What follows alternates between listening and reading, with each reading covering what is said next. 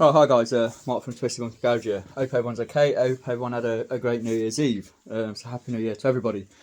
Now, today might be the delay of the GT-i project. However, for very good reason. So, this thing I've got in the air at the minute, I'll show you. This beautiful beast with the arse end in the air is a 1989 Toyota Corolla GT-i 16. Okay, it's got the 4AG engine in it. Beautiful car, love it. Now, the customer originally had let it sit for 20 years in his garage. And he needed to move it. He couldn't move it because the caliper had seized up. So I went round, took the caliper off just so they could roll it out the garage so they could move house. At that point, we got talking. And originally, he wanted me to have a look, get the engine running again, sort the brakes out, and do it so it rolls. Which is all well and good. So we did that. I gave the engine an overhaul, didn't restore it in any way, shape or form. All we did is went in, we changed the timing belt, dropped all the oil, gave it a flush. We did everything you would expect you have to do to an engine once it's been sat for 20 years. A lot of things were replaced. At that point then, went to start the engine. She cranks fine, everything's fine, compression's there, there's no problem there. However, she wasn't firing. So it was at that point we went back and we realised that the fuel pump was dead. It just wasn't fuel pumping anymore. Obviously there was going to be old fuel in the tank originally before I drained it. So the fuel would have been 20 years old. It's not fantastic. And it would have just sat in there. The fuel pump would have sat there for 20 years as well. It's no bueno. So yeah. So obviously to get to the fuel pump on these, you have to drop the tank, which is why her arse ends in the air at the minute. So where the tank should live, I don't know if you can see because it might be dark, but yeah, it should live up there. So drop the tank. At that point, I realised that there's a lot of damage to the tank. There's holes in the top, corrosion. The breather pipe connector was starting to come away through corrosion. Like I said, it's just been sat there for so long. So I got the fuel tank down anyway.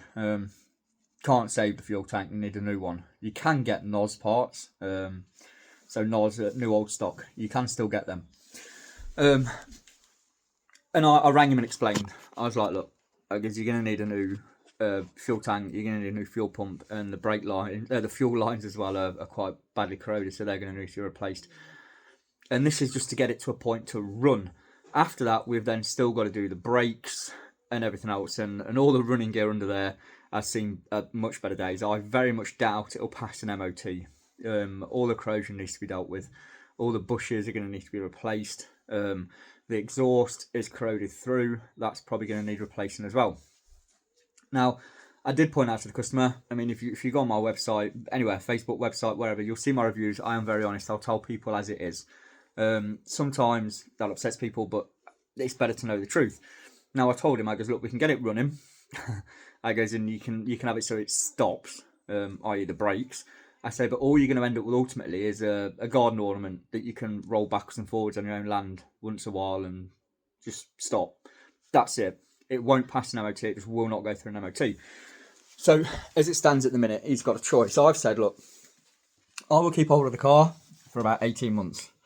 12 to 18 months is what I'm reckoning it's going to take, because I personally do not want to see this car die. I just don't. I don't want to see it get scrapped, and I'm sure that I know he doesn't as well. So the only option really is to strip the car, get it down, and just start from the beginning, and after 18 months hand him back a car that's like new. He said he needs a couple of days to think about this, which is fine. He's going to let me know. If he does decide to do it, then yeah, the Golf project is going to get delayed while this gets done. However, on that note, this will be the video project. And I'm not going to lie, I'm really hoping that he does decide to do it. I really am. Because, I mean, a stunning car. Just needs a lot of work. Easiest way to do that, especially with all the rust, I mean, it's everywhere. Look, we're bubbling under every single window sill. I mean, you can hear that one there. There we go, yep. All of them. they're all starting to go. So, and especially around the windscreen as well. It's not good. It is going to need a lot of work. That's why I've said 18 months, because this is literally going to be done in my spare time when I'm not running the business, when I'm not out fixing other cars as well. So this is the project. But yeah, you've got to admit, she will be a beauty. So yeah, hopefully, like I say, I'll hear from him in a couple of days and we'll go from there with it. If he doesn't want to do it, there's not a lot I can do. However, if he doesn't want to do it, then I might have to put an offer in for the car as it sits, and do it anyway, because like I said, I do not want this car to go to scrap. I mean, look at it. Why would you? Yeah. But trust me, when I say I'm going to take care of it, it's everything. The engine's coming out, the bait, everything's going to get done. Fingers crossed. Let's see what he says.